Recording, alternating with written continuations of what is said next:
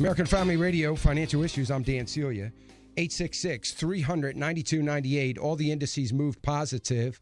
U.S. Treasury's 10-year year dropped 2 beeps. It is 2.87. So it was just over, just over 2.9. So it did come down a little bit.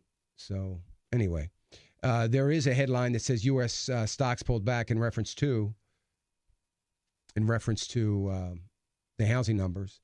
And the one thing that I did not do that I wanted to do was take a look at oil. Oil was on its way back up again. I know right now it's up about close to $1 right now, a barrel, but I'm not sure what that's on. So let me see if I can get some idea where oil is, because I haven't talked about it yet today, and then we're going to get to the phones again. Right now, crude oil, it's 104.56. Actually, it isn't up. It is down. It's down 47 cents. So that other headline is wrong, because I'm looking at the real-time data. So oil's at 104.56, so it is down a little bit. We're getting a little closer to 100. Sure would like to see that. So we'll see how that goes. Gold is up $15.10 an ounce. Silver, what's silver? Silver is up 32 cents, 23.40 right now for silver. And natural gas down 3.51. Natural gas isn't going to get any momentum in the next 2 years. But anyway, all the agriculture commodities, all of them in positive territory. Corn being up the most. It's up about almost 2%. So corn up significantly. Let me go back to the phones, go to Terry. Terry calling us from Florida. Hey, Terry. Hey, Dan. Got a short question. Okay. I worked most of my life. My husband worked all his life. He passed away. I went in to file for his Social Security, and they said mine was null and void because his was the highest amount, which kind of shocked me. I'd never heard this information before. What happened to the money I put into our government here? The government just catches a break. Yeah, the government just catches a break and has money that you put in that, they're not paying out. So it just stays in the fund. The rule is that you have, you always collect the highest. So if your Social Security was more money than your husband's, you would be collecting yours, and the balance of his would get thrown into the pot. But it's basically one of those things that happens to be a good thing for Social Security Administration, unfortunately. But even though you both put in, you don't both collect unless you're both living. So it's just. And I guess some might say we should be thankful they let us collect the higher of the two, but that's how that works. So it's just thrown back into the fund, and that doesn't sound fair. But then it isn't. It isn't fair. No, it isn't fair. After being retired for over 10 years, it doesn't last very long. No, it sure doesn't. And, it's sad when you think about how hard you've worked and all that money that's come out. And, it's, that's the way it is. And it is not fair. There's nothing fair about it. But that's what happens to it. So, you just collect. They usually just default to the higher amount, which is what they did in your case. They just defaulted to the higher amount. That's what you collected. I appreciate that answer. All right. Sure thing, Terry. I appreciate the call. Let me go to Rebecca in Arkansas. Hi, Rebecca. Hi, Dan. I wanted to let you know what's going on in Northwest Arkansas this afternoon, the Lord willing. Okay. We are, some Tea Party friends of mine are going to stand in front of Steve Womack's Rogers office on Pinnacle Parkway by Embassy Suites along the sidewalk and hold up our signs, defund Obamacare for the cars passing by to see, and for Steve Womack's representatives to see. And also in Harrison, Arkansas, at his district office, there's a group going to be from Harrison, going to be standing there with their signs. And in Fort Smith, Arkansas, those citizens are going to be standing with their signs from 2 o'clock to 4 o'clock. Maybe we'll go to 5, waving defund Obamacare. And the Wellness Center in Rogers for seniors yesterday morning supporting Curtis Coleman for governor. And I had one of my defund Obamacare signs just out where they could see it. And they were giving me thumbs up and so excited about it. Boy, I'll tell you, you got to love Arkansas and Texas and some of those other conservative grassroots states that are working so hard for this. And, you know, what you've just described, Rebecca, is, and I know you've been active because you've called, you've told me about the town hall meetings and such. And, you know, you need to keep that up and keep the pressure on. And you've got to encourage everybody that you talk to call the office, fax, email, whatever you got to do to get the word out. And we've got to let guys like Mark Pryor in your state know that his days are numbered. And if it's not this election, it's going to be the next one. But you're going to work hard to get him out of there. And I hope it's this election. And I got a feeling it might be. So keep it up, keep working. And I hope everybody listening is taking example because, folks, if this is going to change, it's not going to be done by any one politician. It's going to be done by the American people that stand up for what is right. So I sure appreciate that. Let me go to Mike in Ohio. Hey, Mike.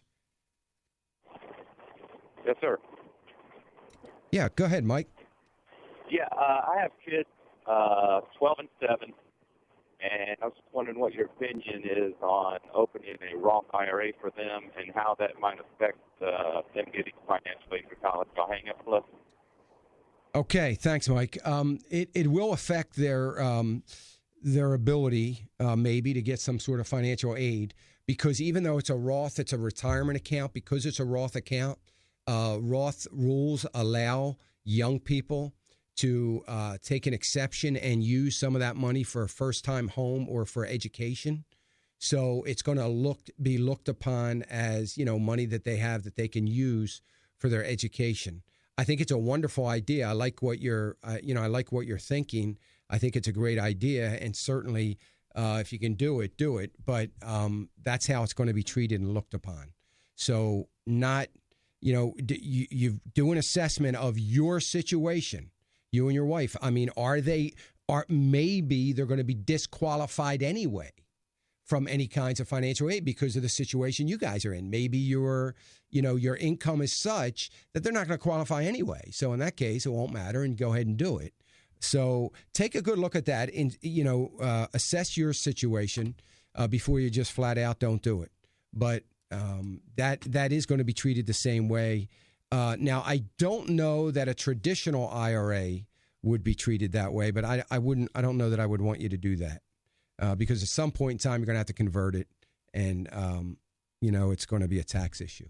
So anyway, great question. Thank you for that. Let me go to Todd. Todd calling us from Michigan. Hey, Todd. Hey, how you doing, Dan? Good. First of all, I wanted to say what a blessing and inspiration your show is, man. It's always uplifting to hear the questions and how you answer them and gets the wheels turning.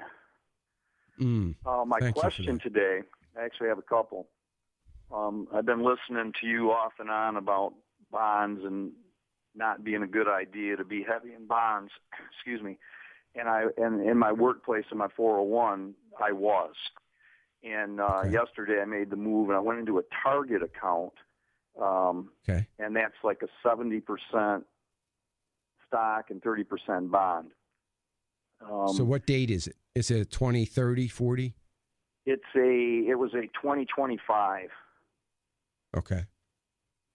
All right. And I guess I haven't got on your website yet and checked out your allocation advice and all that. I was driving along today, and I thought, you know what? I'll just call and see if I could get through. Yeah, good. Was that a wise move, or is there something else? And I'm in American funds also is what that is.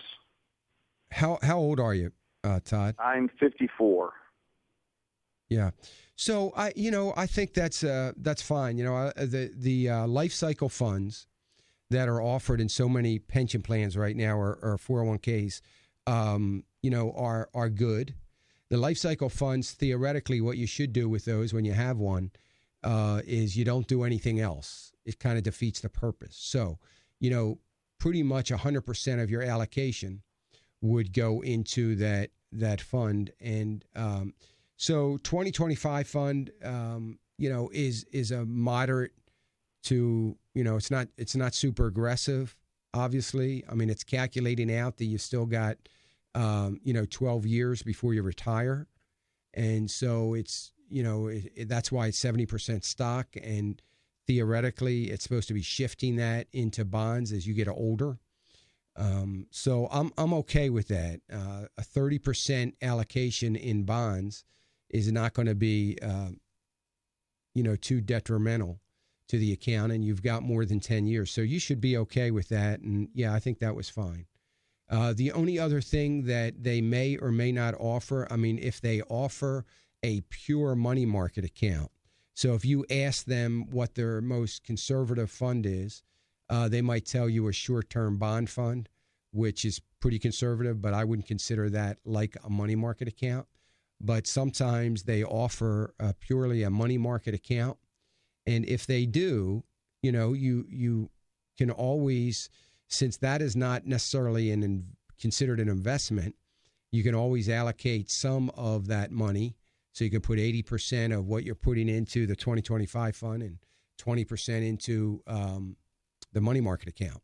So that would make a somewhat conservative position a little bit more conservative through some of the volatility that we're likely to see here in the next couple of years. So that's the only other thing. But I doubt so many don't offer a money market account. So I doubt that they do, but they might. So I would just check that out. And maybe for the next couple of years, it wouldn't be a bad idea to just make it a little bit more conservative by using a money market account. But I wouldn't make it more conservative by using another bond fund of any type. Okay, so if they don't have the money market fund available, just go stay ahead where you are.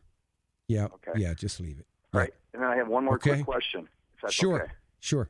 I have a mother who's elderly, and we're looking at assisted care living for her, and that's kind of opened our eyes to long-term health care insurance. And I've kind of heard that 60 years old is a good time to do that, to set ourselves up or our children up for taking care of us when we're in our 80s. Is that a wise thing to do right now, not knowing what the Obamacare thing is going to do? Hopefully, prayerfully, it will be defunded. But if it were to move on, is it still wise to do that insurance, not knowing what, is going on with the Obamacare? Yeah, I think it is. I think it's wise to do it because, if something develops by way of Obamacare, you can always drop it. But if you want to cover your bases now, get in why it's going to be a little less expensive for you because you're young to get into it now. It would make sense if you're both in good health. I like the product. I like the insurance product. It's a good product. The only thing that I would caution you on, which happens all the time, and which insurance companies count on, that you're going to get to the age of 75 and probably drop it because it's going to get so expensive, and you're not going to be able to afford it. So therefore, they get off the hook because they've gotten all your money for all these years, and you never do use it. So there are some plans out there that will return some principal, return some of the money, and I would look for that kind of plan. It's a little bit more expensive, but I like the idea that, if you don't use it, you have that plan. So, you and I know whether we like it or not. It is what it is. I kind of like it because it's the way I want it. We're gonna go before our wives do. So, it's a nice situation because now your wife has this little bit of cash value in this program, this long-term care program that you've been paying into for years, and makes a lot of sense. It is a very expensive insurance, but it does serve a purpose, and but it's just expensive. So the other thing you do is minimize the risk, is play the odds and just get it on your wife, because chances are our wives are going to take care of us in those times, and they will be left with no one to take care of them. And if you play the odds, they're the ones that usually end up, the women, more so in those kinds of facilities than we might. So that's just another thought. Thanks, Todd. I got to run. I'm right up against the program. Great call. I appreciate it. Folks, thank you for being with us. You've been listening to Financial Issues here on American Family Radio Network. I want to thank Devin Patrick, our producer, for his great work, and Ann Reed, part of our production staff on the phones, and Emily Halder for our video production. Just a great staff, and I'm so grateful for them. Folks, remember, all that we have is His. Let's be found a good and faithful steward. Have a great day, a great weekend of worship. God bless.